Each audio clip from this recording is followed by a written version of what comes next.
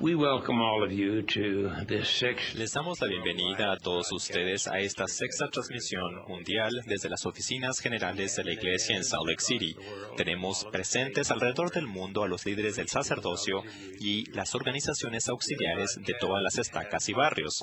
Las otras transmisiones se presentaron a los líderes del sacerdocio y a los maestros, pero esta transmisión, por motivo del tema que trataremos, la familia, los hemos invitado a ustedes a participar.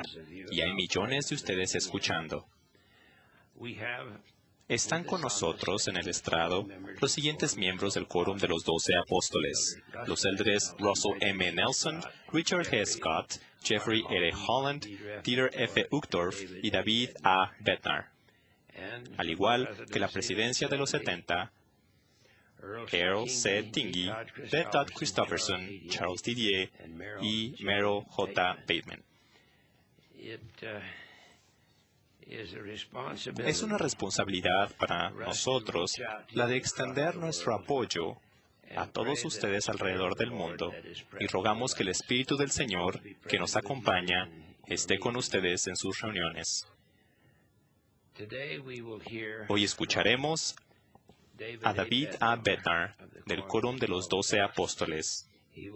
Será nuestro primer discursante y su tema es: el matrimonio es esencial para su plan eterno.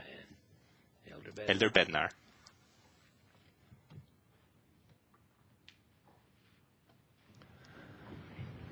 La primera presidencia nos ha aconsejado encarecidamente que dediquemos nuestros mejores esfuerzos al fortalecimiento del matrimonio y del hogar. Esa instrucción jamás ha sido más necesaria en el mundo como hoy en día, a medida que se ataca la santidad del matrimonio y se debilita la importancia del hogar. A pesar de que la Iglesia y sus programas apoyan al matrimonio y a la familia, y por lo general tienen éxito en ello, siempre debemos recordar esta verdad básica. Ningún medio ni ninguna organización puede ocupar el lugar del hogar ni cumplir sus funciones esenciales. Por consiguiente, hoy me dirigiré a ustedes en primer lugar como hombres y mujeres, como esposos y esposas y como madres y padres, y en segundo lugar, como líderes del sacerdocio y de las organizaciones auxiliares de la Iglesia. La asignación que tengo es la de analizar la función esencial del matrimonio eterno en el plan de felicidad de nuestro Padre Celestial. Nos centraremos en el concepto doctrinal del matrimonio.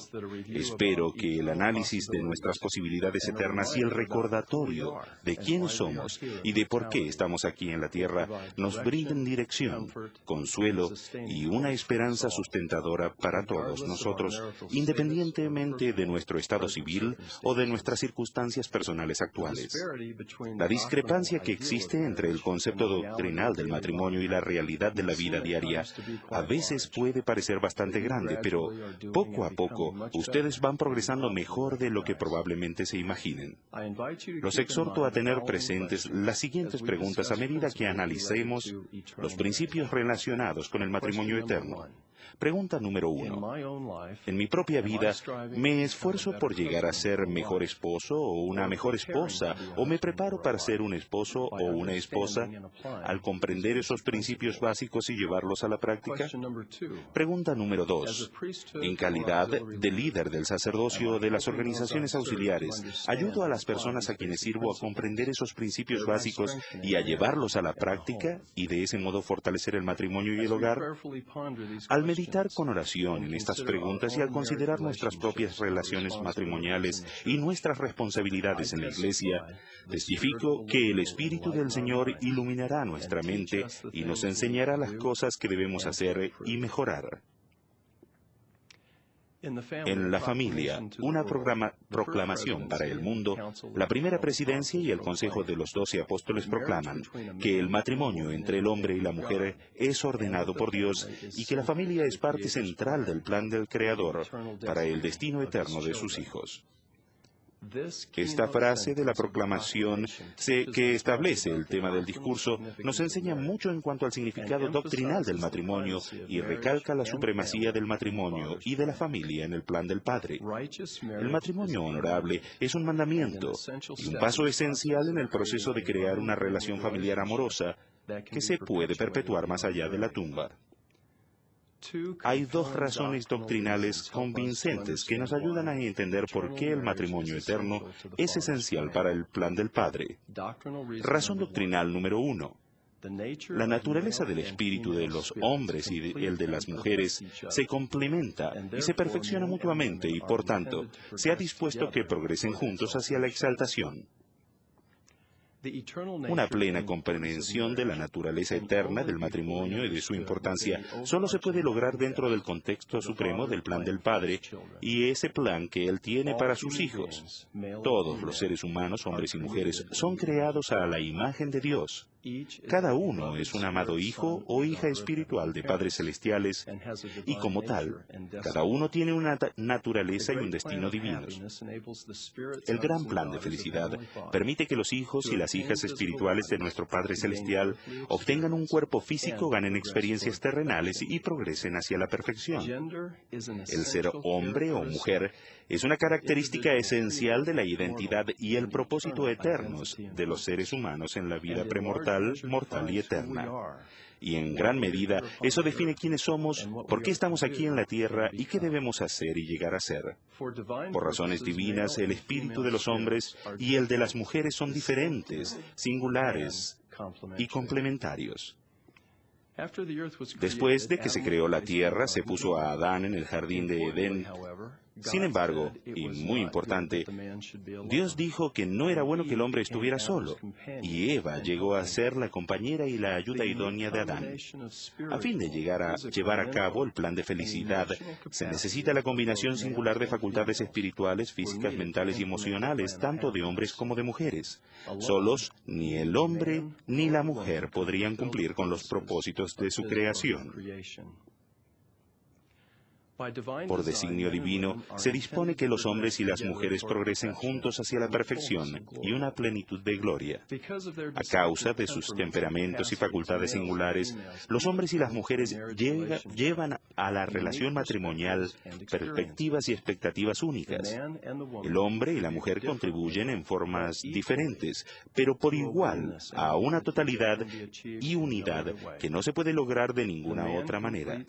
El hombre complementa y perfecciona a la mujer y la mujer complementa y perfecciona al hombre, al aprender el uno del otro y fortalecerse y bendecirse mutuamente. Como dice el Señor, en Él ni el varón es sin la mujer, ni la mujer sin el varón. Razón doctrinal número 2. Por designio divino se necesitan tanto el hombre como la mujer para traer hijos a la tierra y para proporcionar el mejor entorno para la crianza y cuidado de los hijos. El mandamiento que se dio antiguamente a Adán y a Eva de multiplicarse y henchir la tierra permanece en vigor hoy día. Dios ha mandado que los sagrados poderes de la procreación se utilicen solo entre el hombre y la mujer legítimamente casados, como esposo y esposa. La forma por medio de la cual se crea la vida mortal fue establecida por decreto divino. Por tal razón, el matrimonio entre un hombre y una mujer es el conducto autorizado por el cual los espíritus entran en la tierra. La completa abstinencia sexual antes del matrimonio y la totalidad fidelidad dentro del matrimonio protegen la santidad de ese sagrado conducto. El hogar en el que haya un esposo y una esposa leales y llenos de amor es el entorno supremo en el que se pueden criar a los hijos en amor y rectitud y en el que se pueden satisfacer necesidades espirituales de los hijos.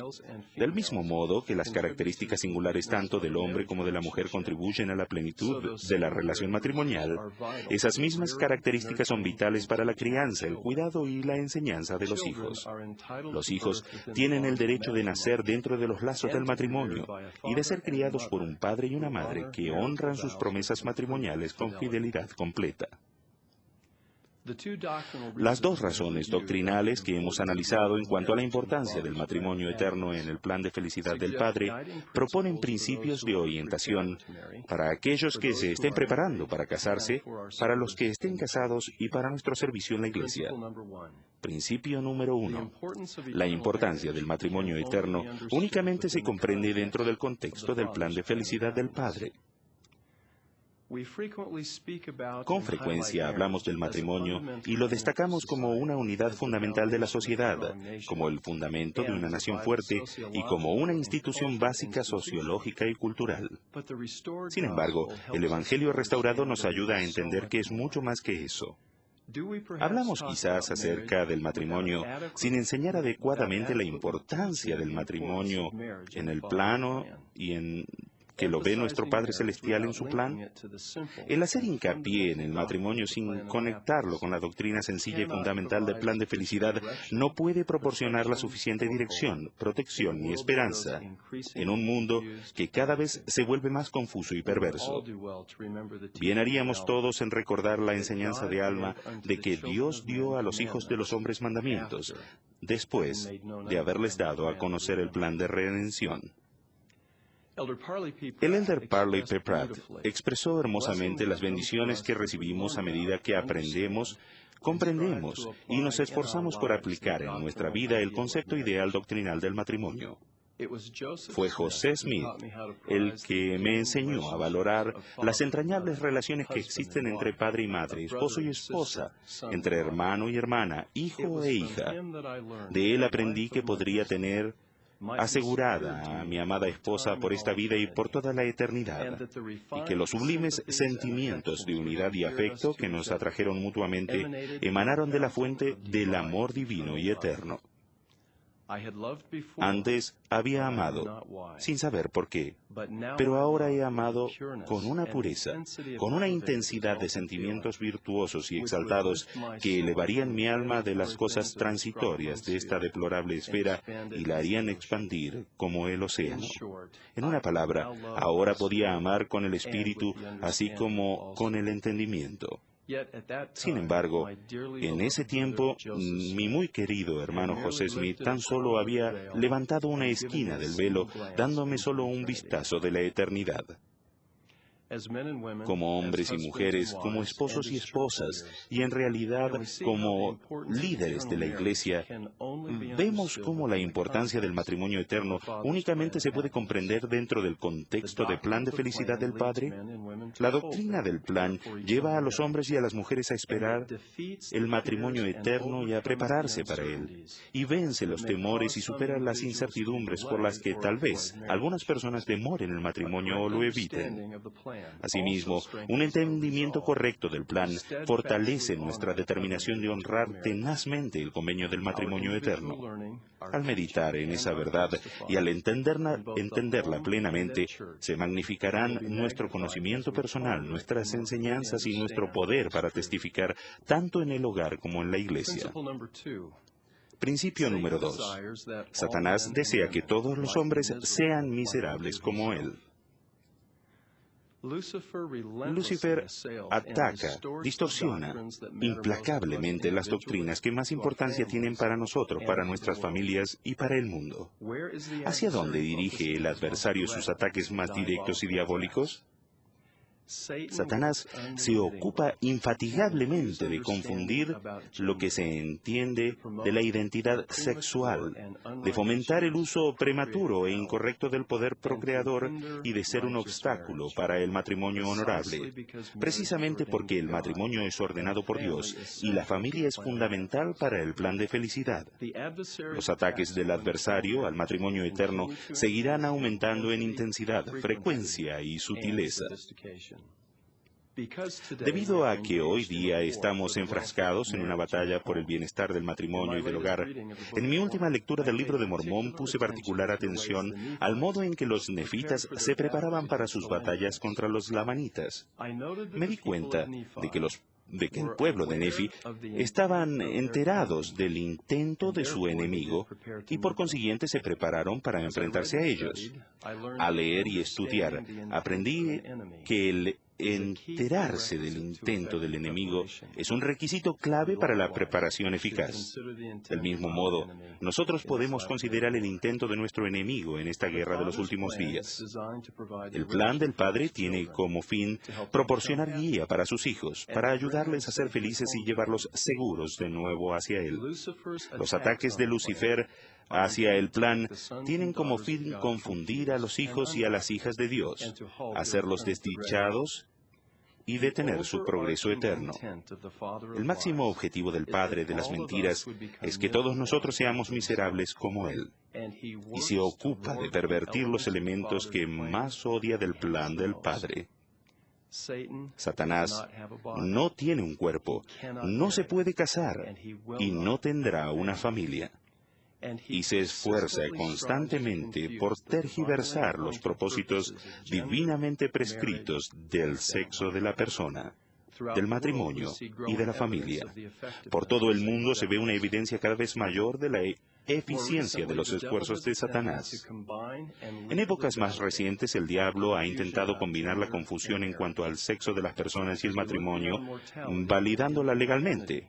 Al mirar más allá de la mortalidad hacia la eternidad, es fácil discernir que las falsas alternativas que propone el adversario jamás conducirán al estado de plenitud que se puede lograr a través del sellamiento de un hombre y una mujer, y la felicidad de un matrimonio honorable, al gozo de la posteridad o a la bendición del progreso eterno. En vista de que lo que sabemos en cuanto a las intenciones de nuestro enemigo, cada uno de nosotros debe prestar especial atención y cuidado al buscar inspiración personal en cuanto a la forma en que podemos proteger y salvaguardar nuestro propio patrimonio, y sobre cómo podemos aprender principios correctos y enseñarlos en el hogar y en nuestras asignaciones de la Iglesia tocante a la importancia eterna del sexo de las personas y la función del matrimonio y el plan del Padre.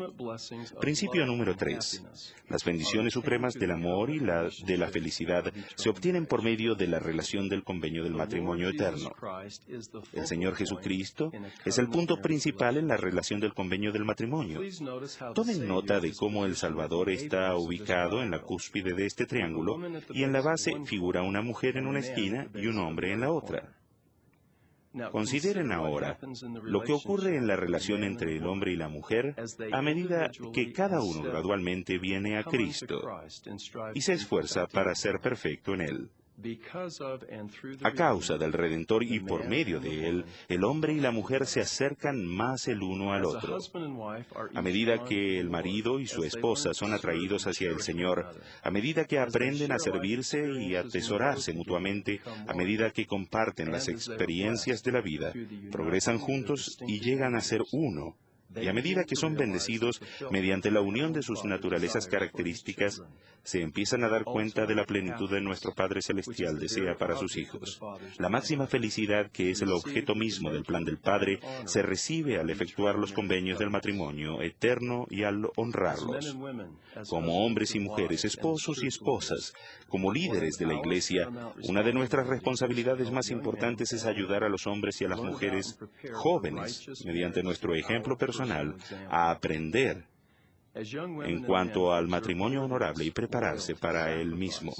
Si las mujeres y los hombres jóvenes observan en nuestro matrimonio dignidad, lealtad, sacrificio y el cumplimiento de convenios, entonces esos jovencitos buscarán emular los mismos principios en sus relaciones de cortejo y matrimonio.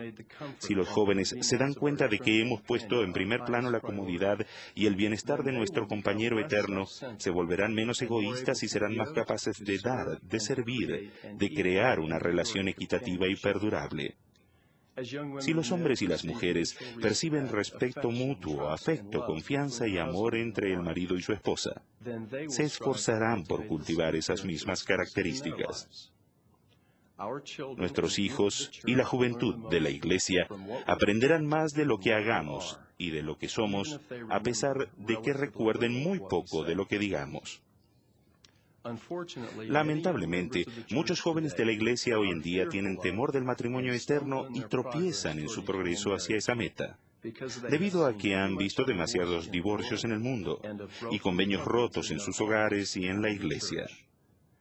El matrimonio eterno no es simplemente un contrato legal provisional que se puede dar por terminado en cualquier momento por cualquier razón. Es más bien un convenio sagrado con Dios, que puede ligar por esta vida y por toda la eternidad. La lealtad y la fidelidad en el matrimonio no deben ser simplemente palabras atractivas que se mencionan en discursos. Más bien deben ser principios que se manifiesten en nuestra propia relación del convenio del matrimonio eterno. Al considerar la importancia de nuestro ejemplo personal, ¿se dan cuenta ustedes y yo de las áreas donde tenemos que mejorar? ¿Está el Espíritu Santo inspirando nuestra mente y hablando a nuestro corazón y alentándonos a mejorar y a ser mejores? En calidad de líderes del sacerdocio y de las organizaciones auxiliares, ¿estamos concentrando nuestros esfuerzos para fortalecer el matrimonio y el hogar? El esposo y su esposa necesitan tiempo para estar juntos a fin de fortalecerse a sí mismos y a sus hogares contra los ataques del adversario. Al esforzarnos por magnificar nuestros llamamientos en la iglesia, estamos involuntariamente impidiendo que esposos y esposas, madres y padres, cumplan sus sagradas responsabilidades en el hogar. Por ejemplo, programamos a veces reuniones y actividades innecesarias, de modo que interfieran con la relación esencial entre el marido y su esposa y en la relación de ellos con sus hijos. Al meditar con sinceridad estas preguntas, estoy seguro de que el Espíritu nos está ayudando aún ahora mismo y seguirá ayudándonos a cada uno para saber lo que debemos hacer en el hogar y en la iglesia. Nuestras responsabilidades de aprender y entender la doctrina del plan, de defender el matrimonio honorable y de ser ejemplos del mismo, y de enseñar principios correctos en el hogar y en la iglesia, tal vez nos hagan dudar de nuestra capacidad de llevar a cabo la tarea. Somos personas comunes y corrientes que deben llevar a cabo una obra sumamente extraordinaria. Hace muchos años, la hermana Bednar y yo estábamos muy ocupados tratando de satisfacer las innumerables demandas de una familia joven y activa, además de responsabilidades en la iglesia, profesionales y en la comunidad. Una noche después de que los niños se durmieron, hablamos largo y tendido sobre cuán eficaces éramos en dar atención a todas nuestras tareas importantes. Nos dimos cuenta de que no recibiríamos en la eternidad las bendiciones prometidas si no cumplíamos más plenamente el convenio que habíamos hecho en la tierra. Juntos tomamos la determinación de hacer lo necesario para ser mejores como esposo y esposa. Esa lección, aprendida hace muchos años, ha tenido un gran impacto en nuestro matrimonio. La dulce y sencilla doctrina del plan de felicidad nos brinda una valiosa perspectiva eterna y nos ayuda a entender la importancia del matrimonio eterno. Hemos sido bendecidos con todos los recursos espirituales que necesitamos. Tenemos la plenitud de la doctrina de Jesucristo. Tenemos el Espíritu Santo y la revelación. Tenemos ordenanzas salvadoras, convenios y templos. Tenemos el sacerdocio y profeta. Tenemos las santas escrituras y el poder de la palabra de Dios. Y tenemos la iglesia de Jesucristo de los santos de los últimos días. Testifico que hemos sido bendecidos con todos los recursos espirituales que necesitamos para aprender acerca del matrimonio honorable, para enseñarlo, para fortalecerlo y para defenderlo, y que en efecto podemos vivir juntos en felicidad como esposos y esposas y familias por la eternidad. En el sagrado nombre de Jesucristo. Amén.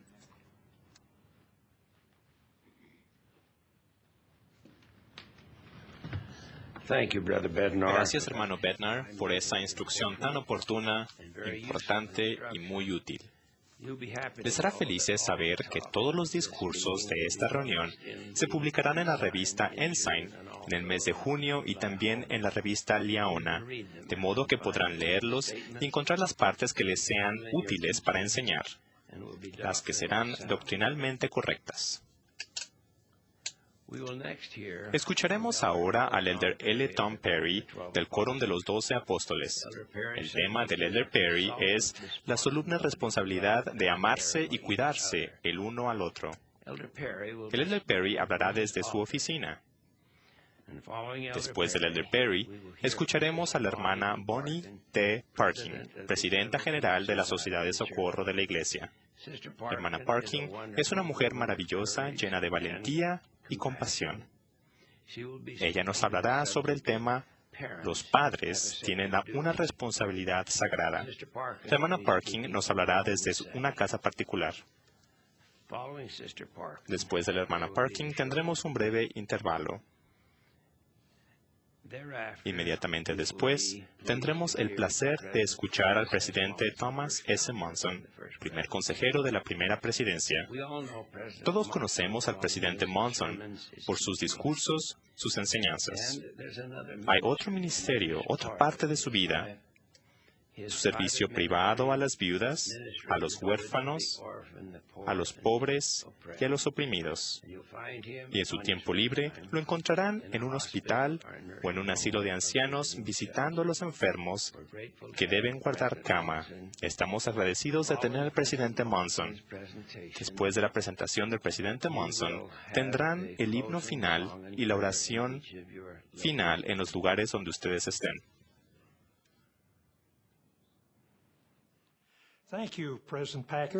Gracias, presidente Packer. El tema que se me ha asignado es la siguiente frase de la proclamación sobre la familia. El esposo y la esposa tienen la solemne responsabilidad de amarse y cuidarse el uno al otro y también a sus hijos.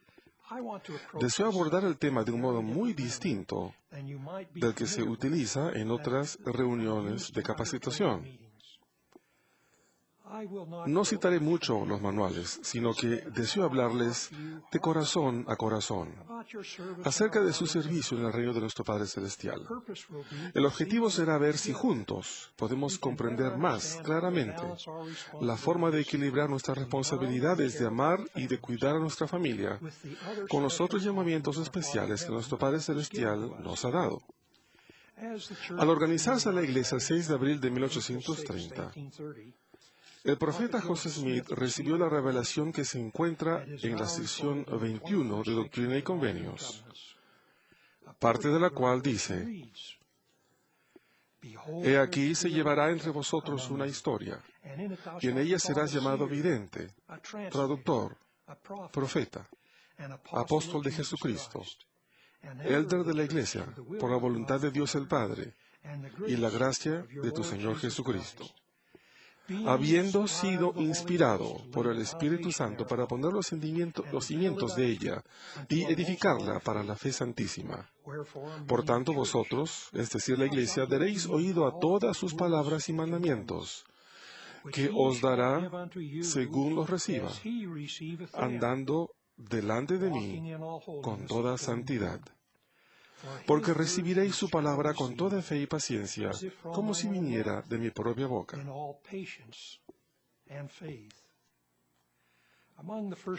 Entre las primeras instrucciones que se dieron al organizarse esta iglesia, estaba la de acatar la inspiración y la revelación que vienen del Señor mediante su profeta, al realizar nuestras responsabilidades de edificar su reino. Él ha prometido guiarnos por el debido camino para llevar a cabo esta grandiosa obra. Pienso que el presidente Gordon B. Hinckley, nuestro profeta actual, nos dio la clave para equilibrar nuestras responsabilidades en la reunión mundial de capacitación de líderes del 21 de junio de 2003. En aquella transmisión, él declaró: de ustedes es el privilegio de representar al Redentor del mundo al hacer avanzar esta obra. De ustedes es la oportunidad de hablar de la belleza, de la sangre expiatoria del Señor Jesucristo por sus hijos e hijas. ¿Podría haber mayor privilegio que este? Regocíjense en el privilegio que tienen. Su oportunidad no durará para siempre. Muy pronto será tan solo un recuerdo, la gran experiencia que están teniendo ahora. Ninguno de nosotros realizará todo lo que pueda desear realizar, pero hagamos lo mejor que podamos. Estoy convencido de que entonces el Redentor dirá: bien, buen siervo y fiel. Como recordarán, en aquella transmisión, Él nos explicó nuestra responsabilidad cuatripartita. La primera se aplica al tema de esta transmisión.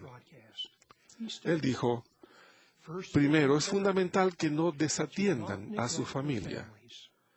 Nada de lo que tienen es más valioso. Sus respectivas esposas y sus hijos merecen la atención del marido y padre. Al final de cuentas, es esa relación familiar lo que llevaremos con nosotros a la vida venidera. Parafrasearé las palabras del pasaje de las Escrituras.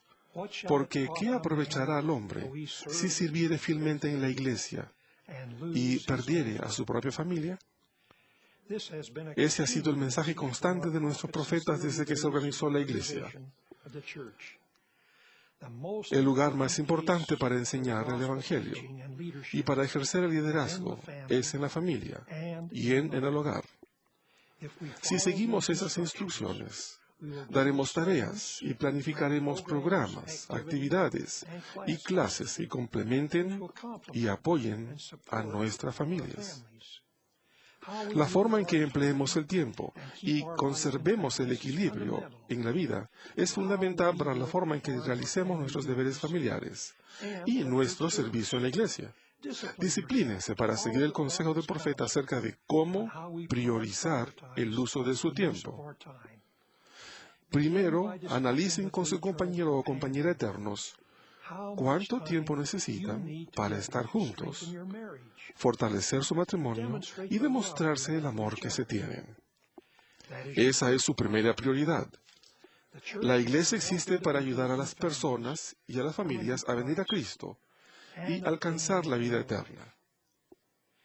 La vida eterna es el máximo don de Dios para sus hijos, que se alcanza solo por conducto de la relación familiar, la que debe comenzar con la unión entre marido y mujer, que es sagrada para el Señor y que no debe tratarse con liviandad.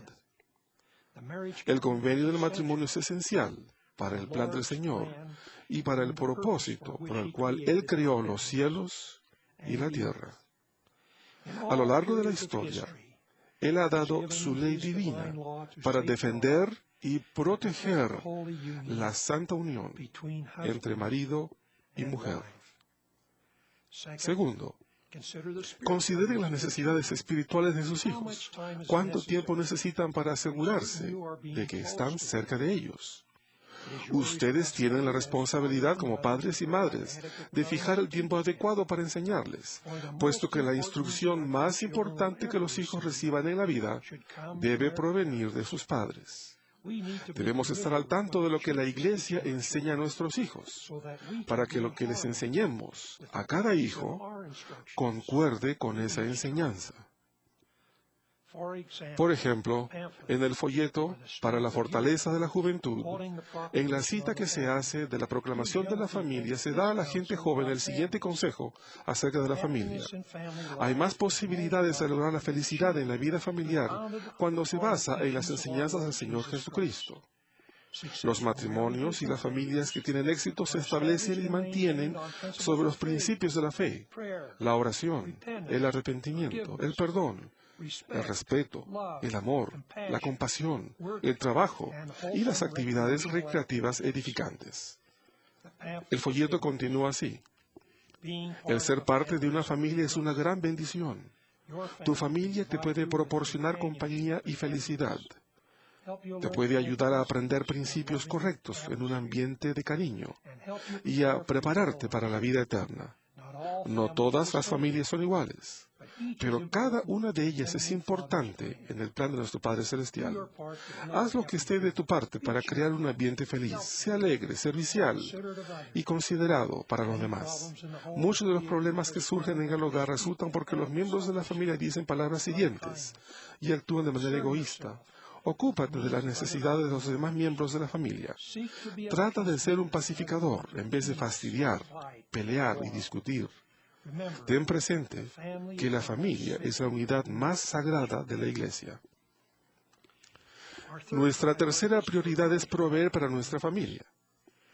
Cito otra vez la proclamación sobre la familia. Por designio divino, el padre debe presidir la familia con amor y rectitud y tiene la responsabilidad de protegerla y de proveerle las cosas necesarias de la vida. Debemos mantener buenas aptitudes para tener un trabajo remunerado. En este mundo cambiante, debemos estar al día, o las aptitudes que tengamos quedarán obsoletas. Aunque estemos ocupados con las asignaciones de la Iglesia, no perdamos las oportunidades de superarnos y de mejorar el bienestar de nuestra familia. Eso requiere invertir el tiempo y la reflexión adecuados para prepararnos para el futuro. Este consejo se aplica a las hermanas y a los hermanos. Aunque la responsabilidad de proveer para la familia pertenece principalmente al padre, en la proclamación se indica que las incapacidades físicas, la muerte u otras circunstancias también pueden requerir que ustedes, hermanas, empleen y aumenten sus conocimientos para proveer para su familia. Nuestra cuarta prioridad es nuestro compromiso con el tiempo para las actividades de la Iglesia. Las familias santos de los últimos días activas valoran su tiempo para la Iglesia y acomodan la vida familiar para hacerle lugar. Los líderes deben tener muy presente las diversas situaciones familiares al dar llamamientos y al crear expectativas. Es muy probable que los padres con hijos pequeños y que tengan llamamientos que les exijan mucho salir de casa, lleguen a pensar que sus actividades en la iglesia interfieren con su vida familiar. Los líderes de la iglesia podrán ayudar a reconocer y apoyar los esfuerzos de los miembros por equilibrar el servicio de la iglesia con sus responsabilidades familiares. Hay formas de revitalizar nuestra relación con nuestra familia mientras servimos en la iglesia si la hacemos participar cuando sea apropiado en nuestro servicio a la iglesia. Permítanme darles un ejemplo personal. Mi padre fue mi obispo durante los primeros años de mi vida. Era un abogado muy ocupado que participaba en asuntos cívicos y que también era muy solicitado para hablar en público. Y naturalmente era padre de 6 hijos. Siempre agradecí que mi padre tuviese sus prioridades en orden. Mamá era para él lo primero, lo cual era evidente por el modo como la trataba, y seguía su verdadera dedicación a cada uno de sus hijos. Cuando yo tenía unos 6 años, en la Navidad me regalaron un carrito rojo, el cual era exactamente como este en miniatura, que resultó ser un auténtico vínculo entre mi padre y yo. En su ocupada vida, él tenía que buscar las formas de hacer participar a su familia en las actividades sin disminuir su rendimiento. Gran parte de su servicio tuvo lugar durante la Gran Depresión de la década de 1930. Muchos de los miembros de nuestro barrio tenían necesidades apremiantes y él, como obispo, tenía la responsabilidad de suministrarles el sustento. Eso parecía ser una buena actividad para el obispo y para su hijo, con su carrito rojo. Al llegar yo a casa de la escuela, hallaba apilados a un lado del garaje harina, azúcar, trigo y otros artículos de primera necesidad, y sabía que esa noche mi padre y yo tendríamos la oportunidad de estar juntos. Cuando él llegaba a casa, el carrito rojo ya estaba cargado con las provisiones que llevaríamos a alguna familia. Y así los dos, caminando juntos y conversando, cumplíamos con nuestra asignación de bienestar al entregarles los víveres a los necesitados. Pude presenciar personalmente el amor y el interés que un buen líder del sacerdocio tenía para con los miembros de su barrio. Y lo más importante era que tenía la ocasión de pasar unos momentos muy valiosos con mi padre. Permítanme instarlos a hacer lo que les enseñamos en la primera reunión mundial de capacitación de líderes. Les recordamos que todas las unidades de la Iglesia se encuentran en diferentes etapas de desarrollo y que cada una tiene necesidades diferentes. Al planificar nuestros programas de la Iglesia, tengamos consideración con las familias. Repito, les advertimos que no abrumen a los miembros con más de un llamamiento en la iglesia, además del de maestro orientador y de maestra visitante. Disciplínense para ceñirse a las prioridades básicas y se sorprenderán con la forma en la que la inspiración del Señor los dirigirá a llevar a cabo sus responsabilidades de ser siervos en su reino. El objetivo fundamental de la Iglesia restaurada es facilitar y lograr oportunidades para ayudar al Señor en su obra, que es llevar a cabo la inmortalidad y la vida eterna del hombre. Logramos eso principalmente al fortalecer a las familias. En esta época de decadencia moral, de incertidumbre política, de disturbios internacionales y de inestabilidad económica, debemos ampliar y magnificar nuestro enfoque de fortalecer y de estabilizar las familias. El propósito mismo de la Iglesia es ayudar a las familias a alcanzar la salvación y la exaltación en el reino eterno del cielo. Hace varios años, publicamos la especial Guía para la Familia, para que la utilizaran los miembros de la Iglesia, sobre todo los nuevos conversos y los que tienen una experiencia limitada en la Iglesia. Los instamos a emplearla. Comienza con la siguiente aseveración. La familia es la unidad básica de la Iglesia de Jesucristo de los Santos de los Últimos Días y la unidad social más importante que puede existir tanto en esta vida como en la eternidad. Dios ha establecido la familia para que sus hijos sean felices, para que puedan aprender principios correctos en un ambiente de amor y para que se preparen para la vida eterna. El hogar es el lugar idóneo para enseñar, aprender y aplicar los principios del Evangelio. Repito, los instamos a consultar las útiles enseñanzas de esta guía.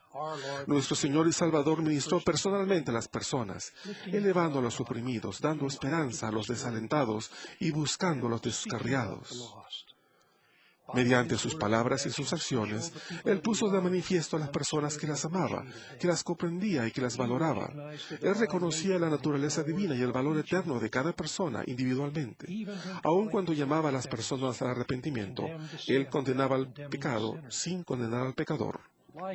Al igual que nuestro Salvador, los líderes de la Iglesia debemos amar a las personas a las que servimos, manifestando cuidado y preocupación hacia cada una en forma individual.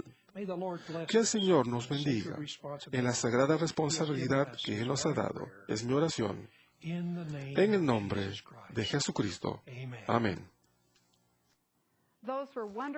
Las palabras del Elder Perry fueron maravillosas. Si hay algo que deseo para los padres y líderes de esta iglesia, es que sientan el amor del Señor cada día de su vida, mientras cuidan a los hijos de nuestro Padre Celestial. Tal vez no les llegue al corazón algo que yo diga, sino lo que les comunique el Espíritu. Sigan esas tiernas impresiones. Recuerdo cuando se emitió la proclamación sobre la familia. Fue el 23 de septiembre de 1995. Me encontraba en el tabernáculo en la reunión general de la Sociedad de Socorro. El presidente Hinckley fue el último discursante y presentó La familia, una proclamación para el mundo.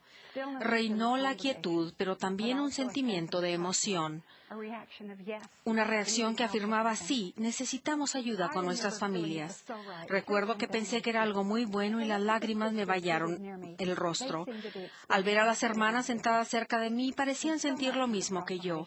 Casi no podía esperar tener una copia de la proclamación y estudiarla. Esta confirma la dignidad de la mujer. Y es maravilloso que se haya presentado por primera vez a las mujeres de la Iglesia en la reunión general de la Sociedad de Socorro. Sé que el presidente Hinckley valora a la mujer. Estamos aquí como líderes de la Iglesia, sumamente ocupados, pero todos debemos recordar que nuestra responsabilidad primordial es para con nuestra familia, pues es una de las pocas bendiciones que podremos llevarnos a las eternidades.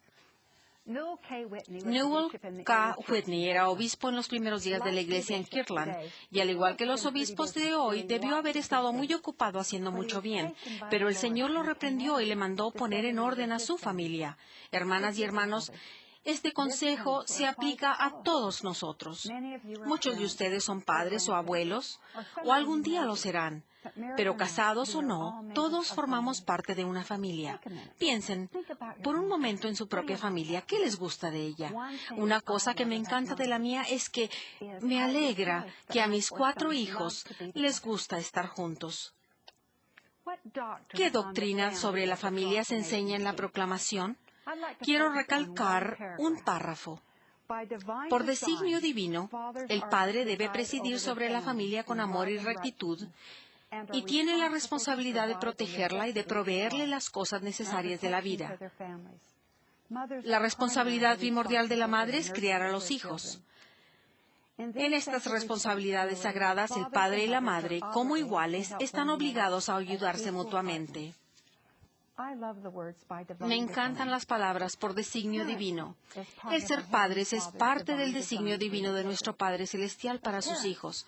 Como padres, tenemos la responsabilidad divina de proveer para nuestras familias, de protegerlas y de velar por ellas.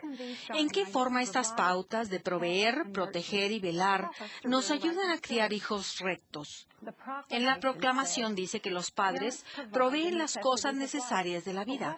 ¿Cuáles son esas necesidades? Sí, significan un techo y comida, pero por el Evangelio sabemos que es mucho más. Abarca las habilidades de la vida, de aquello que edifica el carácter. Examinemos algunas de ellas. Proveemos para nuestros hijos al enseñarles a trabajar. Permítanme contarles acerca de mi nieto Jacob. Él no quería ir a la escuela a pesar de todo lo que su madre había hecho para animarlo. Finalmente lo sentó y le dijo: el trabajo de papá es ir a trabajar y ganar dinero. Mi trabajo es quedarme en casa y cuidarte a ti y a tus hermanos. Y tu trabajo, Jacob, es ir a la escuela. Cuando él aprendió ese principio, lo aceptó y se fue a la escuela. Para enseñar a nuestros hijos a trabajar, debemos esperar que hagan sus quehaceres y, cuando sea apropiado, que trabajen fuera de casa. Para ayudarles a proveer para sí mismos en la vida, les enseñamos el valor del trabajo. Empiecen a temprana edad. Mi esposo dice que el don más maravilloso que su padre le dio fue la independencia, ya que lo enseñó a trabajar. El buen manejo de nuestros recursos económicos nos ayuda a sostener a nuestra familia. Como padres, hagamos planes para vivir dentro de un presupuesto. Enseñen a sus hijos la diferencia que existe entre anhelos y necesidades. Y no pongan exigencias económicas en su cónyuge. Cuando el presidente Hinckley nos aconsejó que saliéramos de deudas, un padre que conozco se sentó con sus hijos casados y les preguntó en cuanto a sus finanzas. Se sorprendió al descubrir que 2 de ellos tenían serias dudas y los ayudó a diseñar un plan para salir de esas deudas. Los estudios y la capacitación permiten a los padres proveer para sus familias. Alienten a sus hijos a adquirir una buena instrucción académica. En algunos países los jóvenes no reúnen los requisitos para solicitar un préstamo del Fondo Perpetuo para la Educación porque no han terminado su enseñanza secundaria. En el mundo actual es importante que los padres sigan aprendiendo. La segunda pauta de la que deseo hablar es la de proteger. ¿Protección de qué? De daño, tanto físico como espiritual. Protegemos a nuestros hijos cuando les enseñamos que tienen valor divino. Al ir a la iglesia como familia, al efectuar la noche de hogar, al realizar la oración familiar y al estudiar juntos las Escrituras. Son cosas muy sencillas, pero les testifico que brindan una fuerte protección. En la proclamación se enseña que los padres tienen la responsabilidad sagrada de proteger a sus hijos. El maltrato puede ser emocional, como por ejemplo degradar a un cónyuge o hijo, el tratarlos como si no valieran nada y negarles amor y afecto. Los padres no protegen a sus familias si golpean o azotan a su esposa e hijos. Una hermana del oeste de África comentó que antes de unirse a la iglesia, su padre golpeaba a su madre e hijos. Ahora, dice, nos trata con respeto y amor porque comprende que somos hijos de Dios. Para proteger a sus hijos, los padres deben saber de su selección de amistades. Una jovencita se enfadó cuando su padre la interrogó en cuanto a las actividades de esa noche. El padre explicó que en la proclamación decía que él debía proteger a su familia, que él amaba a su hija y que esa era la razón por la que quería asegurarse de que a ella no le pasara nada. También debemos proteger a nuestros hijos de las influencias de los medios de comunicación. Estén al tanto de lo que sus hijos ven en la televisión, en el cine y en casa de sus amigos.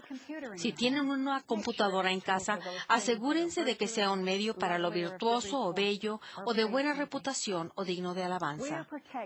Cuando seguimos al profeta viviente somos protegidos. ¿De qué manera ha sido protegida su familia al seguir el consejo que dijo el presidente Hinckley de leer el libro de Mormón? Hace poco recibí una nota de una hermana de Inglaterra y ella decía: mi familia ha luchado este año pasado con un padre que ha decidido no volver a asistir a la iglesia. Él ha sido activo toda su vida y ha integrado obispados.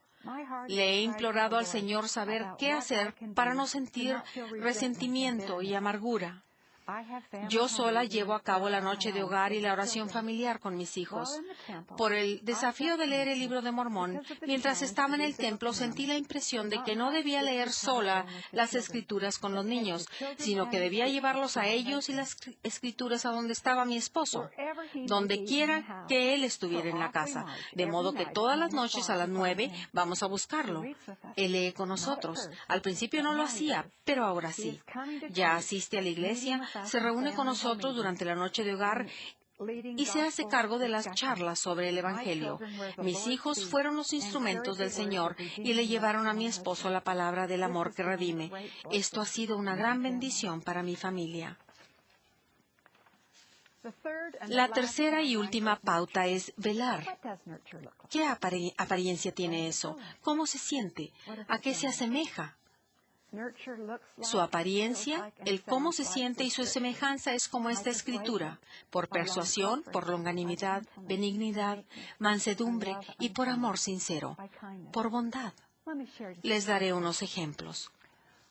Creo que velar se parece al disciplinar con amor.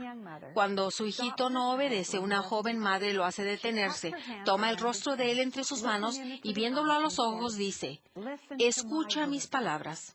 Debemos enseñar a nuestros hijos a tomar decisiones correctas, pero no podemos eliminar las consecuencias de sus acciones. Recuerden que el fundamento del plan de nuestro Padre Celestial es el albedrío. ¿Qué se siente al velar? Gran parte de la enseñanza y del fortalecimiento de los lazos familiares se realiza en los momentos breves y espontáneos de nuestra vida diaria. La mesa de la cocina a la hora de la cena es el lugar para conectarse unos con otros, hablar de las actividades del día, escucharse y alentarse unos a otros e incluso reír juntos. Sé que la risa aligera la carga. Queridas madres y padres, fijen una hora regular para cenar para las personas a quienes aman. ¿Se termina su función de padres al crecer sus hijos y ser independientes? No. Uno nunca termina, pero nos encontramos ocupados en la gran tarea de criar familias eternas. Mientras mi esposo y yo servíamos en una misión en Inglaterra, uno de nuestros hijos y su familia fueron a visitarnos.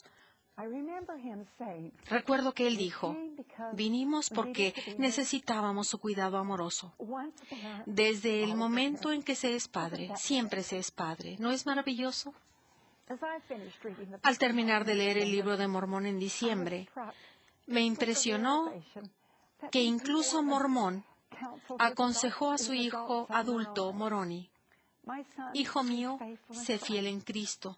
Cristo te anime y su misericordia y longanimidad y la esperanza de su gloria y de la vida eterna reposen en tu mente para siempre». ¿A qué se asemeja el velar? A veces es difícil conseguir de los adolescentes respuestas que tengan más de una sola palabra. Para cambiar esa situación he descubierto una pregunta bastante útil. ¿Cuál es el desafío o reto más grande por los que estén pasando? Esta pregunta abre la puerta para que esos jóvenes se comuniquen y cuando lo hagan, escúchenlos. No juzguen, no den consejo ni nada más, simplemente escuchen. Les asombrará ver las relaciones y los lazos que se formarán. Obispos y consejeros, esta misma pregunta puede resultar muy poderosa al entrevistar a los jóvenes del barrio. El velar se asemeja a la oración familiar. Uno de los recuerdos más perdurables que tengo de mi padre fue cuando nos encontrábamos arrodillados con mis hermanos a un lado de la cama de mis padres, en una pequeña habitación, y oír a mi padre suplicarle a nuestro Padre Celestial que bendijera a nuestra madre que estaba en el hospital. El oír a mi padre suplicar con fervor me ayudó a saber que había un Dios en los cielos que escucha. Oren por sus hijos en cuanto a sus estudios y por su protección durante el día. Nuestros hijos saben de nuestro amor y expectativas cuando nos oyen orar por ellos. En calidad de líder, ¿cómo fortalece y apoya a las familias a las que sirve? Usted puede utilizar esas mismas pautas, proveer, proteger y velar para fortalecer a las familias de su barrio. Para apoyar a los padres, los líderes los honran y no tratan de tomar su lugar para granjearse al niño. Ustedes pueden ser tutores y compartir intereses similares, pero respetar la forma en que los padres desean que hagan las cosas. Una madre afirmó, muchas veces me ha dado la impresión de que a las personas a las que mis hijos adolescentes menos querían escuchar eran a mí y a mi esposo. A veces, ante la presión de los compañeros, los hijos no han querido escucharnos. Estoy agradecida por sabios líderes del sacerdocio que han aconsejado a nuestros hijos. Ellos nunca tomaron nuestro lugar como padres, escucharon, pero apoyaron nuestra dirección y los volvieron a dirigir hacia nosotros. Todas las familias tienen necesidades. Permítanme decir unas sinceras palabras sobre las madres que crían solas a los hijos. Quiero hablarles de una madre de 5 hijos cuyo esposo fue enviado a Irak en 2003. Ella relata lo siguiente. Cuando mi esposo partió para Irak a principios de febrero, contábamos con 3 vehículos que marchaban bien. Sin embargo, para noviembre los 3 se habían averiado y 2 de ellos no los pudimos reparar. Durante ese mismo tiempo, mi hijo de 17 años me dijo que no tenía planes de servir en una misión porque no estaba seguro si el Evangelio era verdadero. Si alguna vez hubo un momento en el que necesitaba las bendiciones del sacerdocio, era ahora. No recuerdo todos los detalles de cuándo fue ni dónde, pero sí recuerdo claramente haber recibido más de una bendición de buenos poseedores del sacerdocio durante ese tiempo. Siempre supe que podría llamar a mis maestros orientadores y que acudirían de inmediato. Ninguno pudo componer mi camioneta, pero sí me dieron una bendición del sacerdocio que tanto necesitaba y encontraron a alguien que pudo arreglarme el auto. Para esa familia, los dedicados maestros orientadores surtieron una influencia positiva y también pueden serlo para todas las familias de padres solos a medida que llegan a conocerlos, a ganarse su confianza y proporcionarles bendiciones del sacerdocio. Obispos, esas madres necesitan las bendiciones del sacerdocio en sus hogares, del mismo modo que nuestras extraordinarias hermanas solteras. Hace 10 años, cuando se emitió la proclamación, el presidente Hinckley advirtió en cuanto a seguir los consejos del mundo. Esta declaración profética reafirma las normas, doctrinas y prácticas relativas a la familia. En contraste, el mundo trata de controlar la función de la mujer y de la maternidad. Hoy día, a la mujer se le dice que necesita una carrera próspera, pertenecer a organizaciones y que si cuenta con recursos, tener hijos. La honorable función de la madre está pasando de moda cada vez más. Permítanme dejar bien claro que no debemos permitir que el mundo ponga en peligro lo que sabemos que se nos ha dado por designio divino. Hermanas, quiero dirigirme a ustedes solo unos minutos. Como miembros de la Sociedad de Socorro de la Iglesia de Jesucristo de los Santos de los Últimos Días, tenemos la bendición y la responsabilidad de velar por la unidad familiar y de sostenerla. Todas pertenecemos a una familia y toda familia necesita que se le fortalezca y proteja. La ayuda más grande que recibí al convertirme en ama de casa provino primeramente de mi propia madre y de mi abuela, y después de las hermanas de la Sociedad de Socorro de los diferentes barrios donde vivimos. Aprendí destrezas y vi por medio del ejemplo el gozo que proviene del crear un hogar donde los demás deseen estar. A partir de enero del 2006 se dispusieron nuevas pautas para las reuniones y actividades de superación personal de la familia y del hogar, las cuales brindan mayor flexibilidad a fin de que todas las hermanas participen en la Sociedad de Socorro. Líderes de la Sociedad de Socorro, asegúrense de que las reuniones y las actividades que planifiquen fortalezcan los hogares de todas las hermanas. El programa de las maestras visitantes es otro medio para dar apoyo a la familia. Espero que todas tengan la oportunidad de ser maestras visitantes, ya que éstas no solo fortalecen a las hermanas espiritualmente, sino que están en la posición singular de velar y evaluar necesidades. Líderes de la Sociedad de Socorro actúen de manera positiva en sus reuniones del Comité de Bienestar e informen en cuanto a las necesidades espirituales y temporales que detecten sus maestras visitantes. Para aquellas que sean casadas, piensen un momento, ¿por qué se enamoraron de su cónyuge? Al pensar en ello, les dará un corazón comprensivo. Exprésense su amor el uno al otro. La esposa puede influir de modo positivo en la vida de su marido al edificarle su autoestima. El marido puede alegrar el más negro de los días con 3 sencillas palabras: te quiero mucho. Uno de los dones más grandes que los padres pueden dar a sus hijos es mostrarles que se aman el uno al otro. Nuestra función como padres en la crianza de hijos rectos es proveer, proteger y velar, y lo hacemos como iguales. Hacemos lo mismo como líderes. El ser un líder es mucho trabajo, el ser padre es mucho trabajo. A veces nos desalentamos, pero seguimos adelante. Creo que nuestras familias y mediante el servicio en la iglesia aprendemos mucho acerca del amor puro de Cristo. Como padres y líderes, debemos darle a nuestros hijos el amor que nuestro Padre Celestial nos da a nosotros. En Moroni 8:17 leemos: me siento lleno de caridad, que es amor eterno. A esto agreguen las palabras del Señor: vestíos como con un manto, con el vínculo de la caridad, que es el vínculo de la perfección y de la paz. Los exhorto a que en todos sus tratos se pongan el manto de la caridad para cubrir a su familia en el amor puro de Cristo. Como familias y líderes, ruego que el Señor los bendiga para que rodeen con el manto de la caridad a aquellos que aman, a fin de que podamos volver a la presencia de nuestro Padre Celestial y vivir juntos con Él para siempre. En el nombre de Jesucristo. Amén.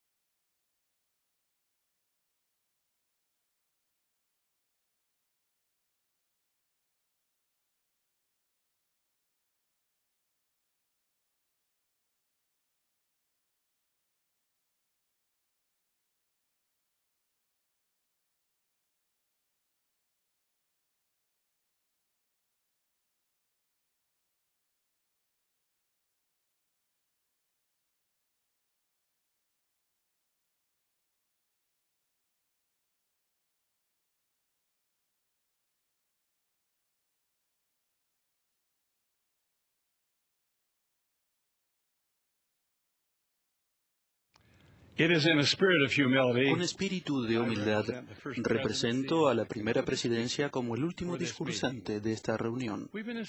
Hemos sido inspirados y edificados por las palabras del Elder Bednar, del Elder Perry y de la hermana Parkin.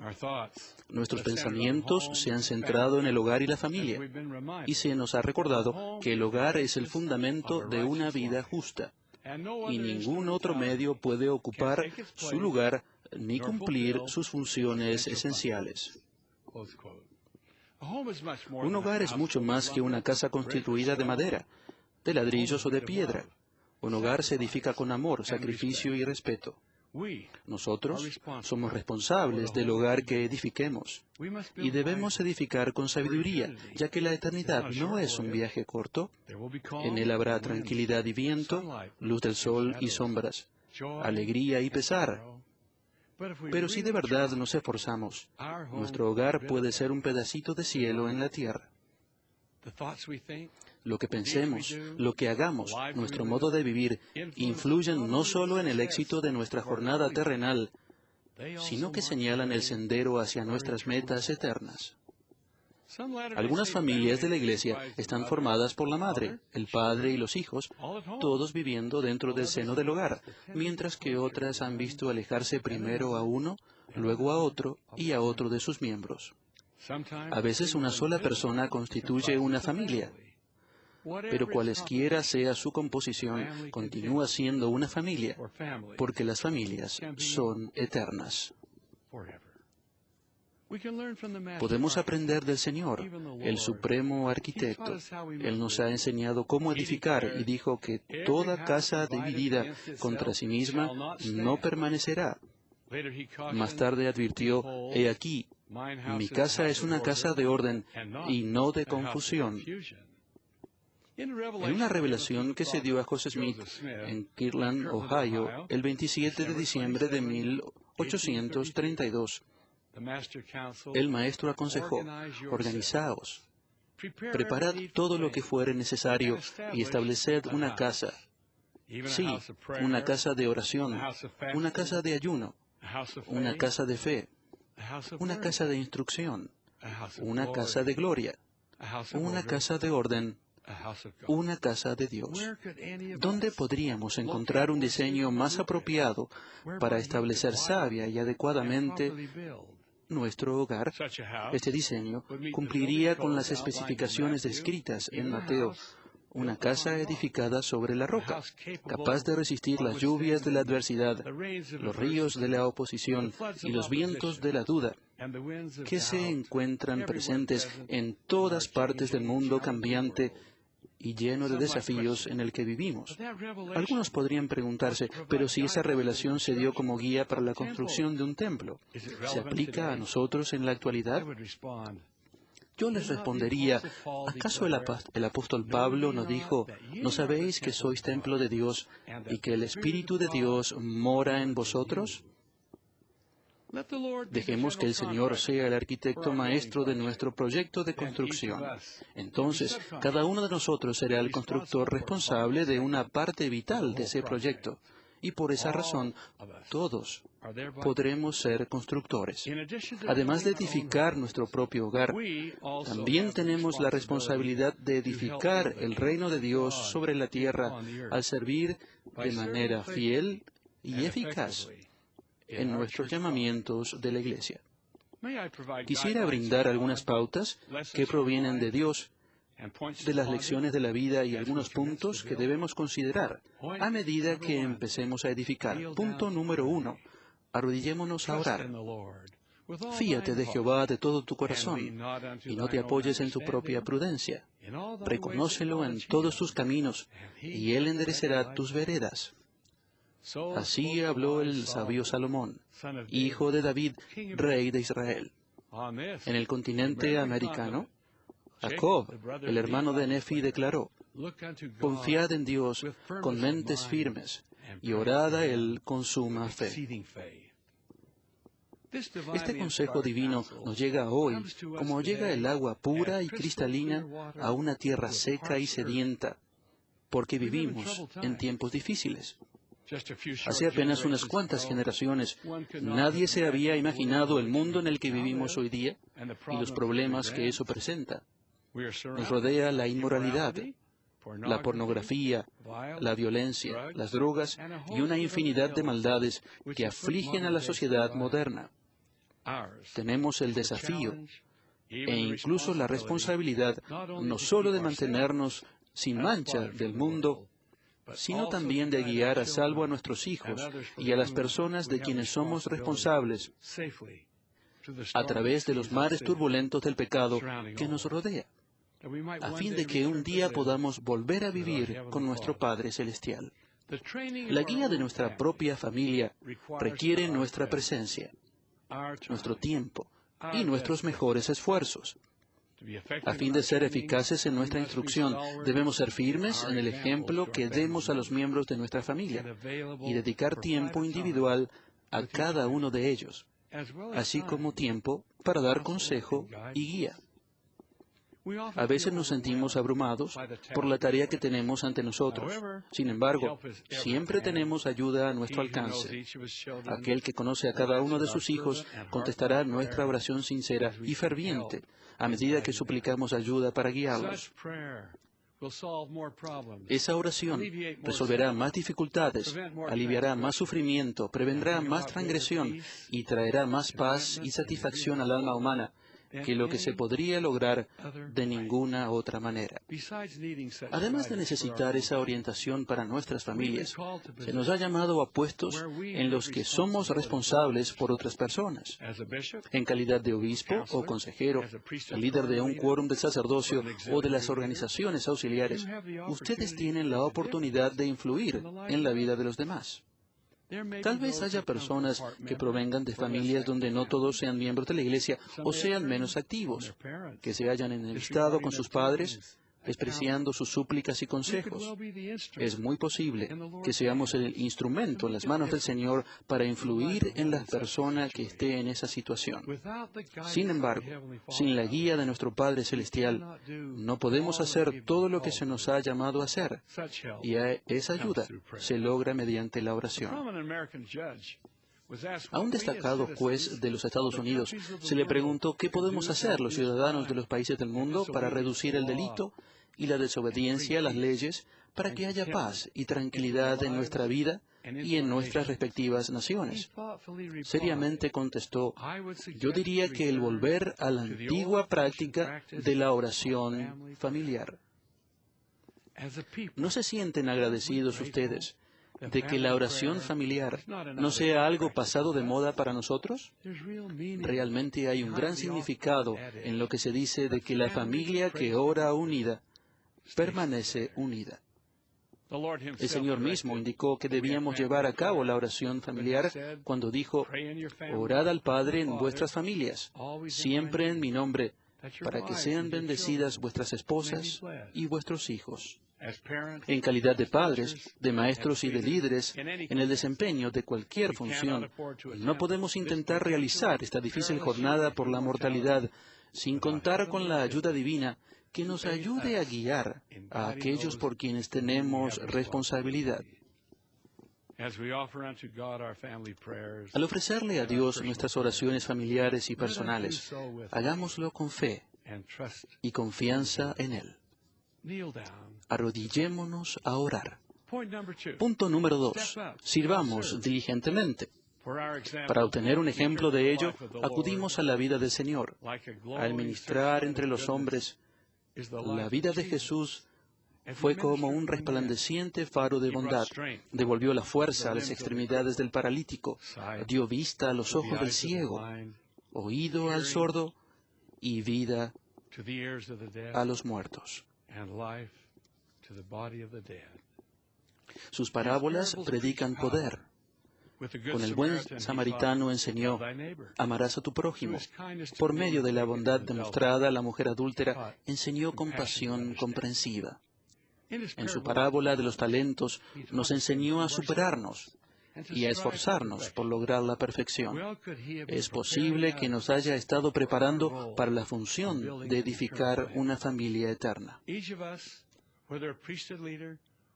Cada uno de nosotros, ya sea un líder de sacerdocio o un oficial en una organización auxiliar, tiene responsabilidad para con su llamamiento sagrado. Hemos sido apartados para la obra a la cual hemos sido llamados. En Doctrina y Convenios 107:99, el Señor dijo: por tanto, aprenda todo varón su deber, así como a obrar con toda diligencia en el oficio al cual fuere nombrado. Al ayudar a bendecir y fortalecer a aquellos por quienes somos responsables en nuestros llamamientos de la Iglesia, en realidad estaremos bendiciendo y fortaleciendo a sus familias. Por tanto, el servicio que llevemos a cabo en nuestra familia y en nuestro llamamiento de la Iglesia puede tener consecuencias eternas. Hace muchos años, cuando era obispo de un barrio grande y diverso de más de 1,000 miembros ubicado en el centro de Salt Lake City, hice frente a muchos desafíos. Un domingo por la tarde recibí una llamada telefónica del propietario de una farmacia que estaba dentro de los límites del barrio. Me indicó que esa mañana un niño había entrado en la tienda y había comprado un helado. Había pagado con dinero que había sacado de un sobre y que al salir había olvidado el sobre. Cuando el propietario pudo examinarlo, descubrió que era un sobre de ofrendas de ayuno, con el nombre y el número de teléfono de nuestro barrio. Cuando me describió al niño que había entrado a la tienda, de inmediato supe quién era. Era un diácono de nuestro barrio, que provenía de una familia menos activa. Mi primera reacción fue de asombro y de desilusión al pensar que uno de nuestros diáconos tomara fondo de las ofrendas de ayuno destinados para los necesitados y se fuera a la tienda en domingo a comprar una golosina con ese dinero. Decidí que esa tarde visitaría a ese niño para enseñarle en cuanto a los fondos sagrados de la Iglesia y su deber como diácono de recabar y proteger esos fondos. Mientras conducía a ese domicilio,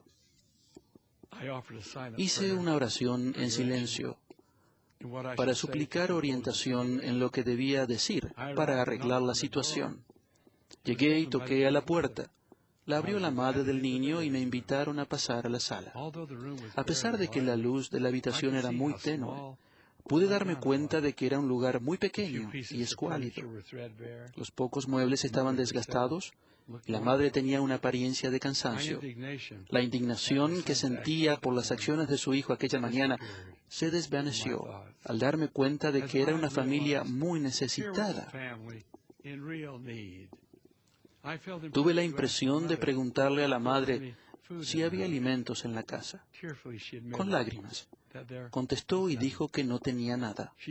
Me dijo que desde hacía tiempo su esposo había estado sin trabajo y que necesitaban desesperadamente no solo comida, sino dinero para pagar el alquiler, a fin de que no los desalojaran de la pequeña casa. No me atreví a mencionar el asunto de los donativos de las ofrendas de ayuno, ya que me di cuenta de que lo más probable era que el niño habría tenido mucha hambre cuando se detuvo en la tienda.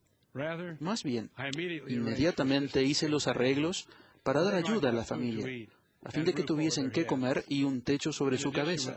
Además, con la ayuda de los líderes del sacerdocio del barrio, pudimos conseguirle empleo al marido para que pudiese proveer de lo necesario para la familia.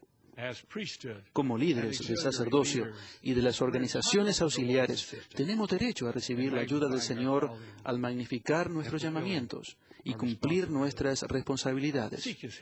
Busquen su ayuda y cuando reciban la inspiración, actúen de acuerdo con ella para saber a dónde ir, a quién consultar, qué decir y cómo decirlo. Es posible que se nos ocurra una idea una y otra vez, pero solo cuando actuemos según esa idea podremos bendecir a los demás. Ruego que seamos verdaderos pastores para aquellos por quienes somos responsables. John Milton reescribió en su poema Lícidas: las ovejas hambrientas levantan la cabeza y no se les apacienta. El Señor mismo le dijo a Ezequiel, el profeta: «Ay de los pastores de Israel que no apacientan a las ovejas». Tenemos la responsabilidad de cuidar del rebaño, ya que esas queridas ovejas, esos tiernos corderos, están por todas partes, en el hogar, en nuestras propias familias, en los hogares de nuestros familiares y esperándonos en nuestros llamamientos de la iglesia. Jesús es nuestro ejemplo. Él dijo, yo soy el buen pastor y conozco mis ovejas. Tenemos la responsabilidad de conducir a las ovejas. Ruego que sirvamos diligentemente. Punto número 3. Ayudemos a los que van por mal camino. A lo largo del camino de la vida se producen bajas. Algunos se alejan de las señales que conducen a la vida eterna, solo para descubrir que el desvío escogido no conduce sino a un callejón sin salida. La indiferencia, la despreocupación, el egoísmo y el pecado cobran un elevado pago de vidas humanas. Hay quienes, por motivos inexplicables, marchan al compás de otra melodía, para más tarde descubrir que han seguido al flautista del dolor y del sufrimiento.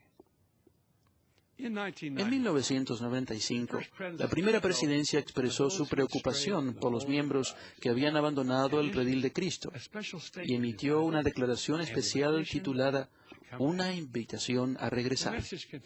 El mensaje contenía la siguiente súplica: a aquellos que por alguna razón se encuentran fuera de la hermandad de la Iglesia, les decimos, regresen. Los invitamos a regresar y a participar de la felicidad que una vez conocieron. Encontrarán a muchas personas con los brazos abiertos para recibirlos, ayudarlos y darles consuelo. La Iglesia necesita de su fuerza, amor, lealtad y devoción. El camino por el que la persona puede volver a participar de todas las bendiciones de ser miembro de la Iglesia es definido y seguro. Y estamos listos para recibir a todos aquellos que deseen hacerlo. Quizás una escena que se repite con frecuencia les ayudará a encontrar la oportunidad de ayudar a los que van por mal camino. Demos una mirada a una familia que tiene un hijo llamado Jack, quien desde muy temprana edad ha tenido serias diferencias con su padre. Un día, cuando tenía 17 años, tuvieron una discusión muy violenta. Jack le dijo a su padre, esta es la gota que colma el vaso. Me voy de casa y jamás regresaré. Se fue a su habitación y empacó sus cosas. Su madre le rogó que se quedara, pero estaba demasiado enojado para escucharla y la dejó llorando a la puerta de la casa. Al salir del jardín y casi en el momento que pasaba por el portón, oyó que su padre le llamaba, Jack, reconozco que en gran parte es mi culpa el que te vayas de casa. Y sinceramente, lo siento. Pero deseo que sepas que si alguna vez quieres volver a casa, siempre serás bienvenido. Trataré de ser un buen padre y quiero que sepas que te amo y que siempre te amaré. Jack no dijo nada. Siguió hasta la terminal de autobuses y compró un pasaje hacia una ciudad distante. Mientras viajaba y contemplaba el paso de los kilómetros, pensó en las palabras de su padre. Se dio cuenta de todo el valor y el amor que habían sido necesarios para que su padre dijera esas palabras. Su padre se había disculpado. Lo había invitado a regresar y en el aire de aquel verano resonaban sus palabras, te amo. Jack se dio cuenta de que el próximo paso lo debía dar él. Supo que la única forma de encontrar paz interior era demostrarle a su padre el mismo grado de madurez, de bondad y de amor que su padre le había demostrado.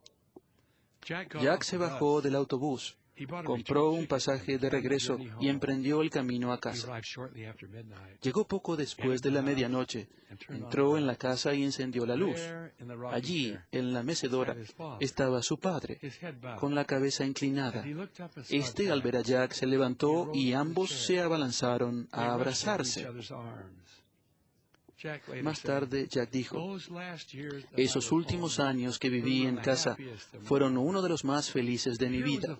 He aquí un padre que, superando su cólera y controlando su orgullo, decidió rescatar a su hijo antes de que se convirtiera en parte de ese batallón perdido que proviene de familias divididas y hogares destrozados.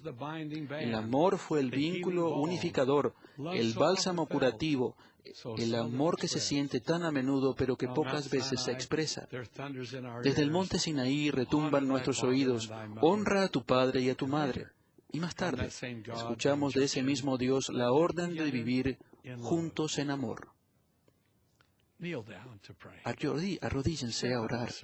Sirvan diligentemente. Ayuden a aquellos que van por mal camino. Cada uno es un componente vital del diseño preparado por Dios para hacer de nuestra casa un hogar y de un hogar un pedacito de cielo. El equilibrio es la clave en nuestras sagradas y solemnes responsabilidades en nuestros hogares y en nuestros llamamientos de la Iglesia. Debemos tener sabiduría, inspiración y un buen criterio al velar por nuestras familias y cumplir nuestros llamamientos de la Iglesia, ya que ambos son de vital importancia. No podemos descuidar a nuestras familias y no debemos descuidar nuestros llamamientos en la Iglesia.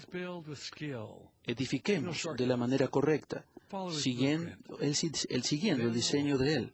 Entonces, el Señor, que es nuestro inspector en esa construcción, nos dirá, como lo hizo cuando se le apareció a Salomón, constructor de otra época: yo he santificado esta casa que tú has edificado, para poner mi nombre en ella para siempre, y en ella estará mis ojos y mi corazón todos los días. Entonces tendremos hogares celestiales y familias eternas, y así podremos ayudar, fortalecer y bendecir a otras familias. Ruego de manera muy humilde y sincera que cada uno de nosotros reciba esa bendición. En el nombre de Jesucristo. Amén.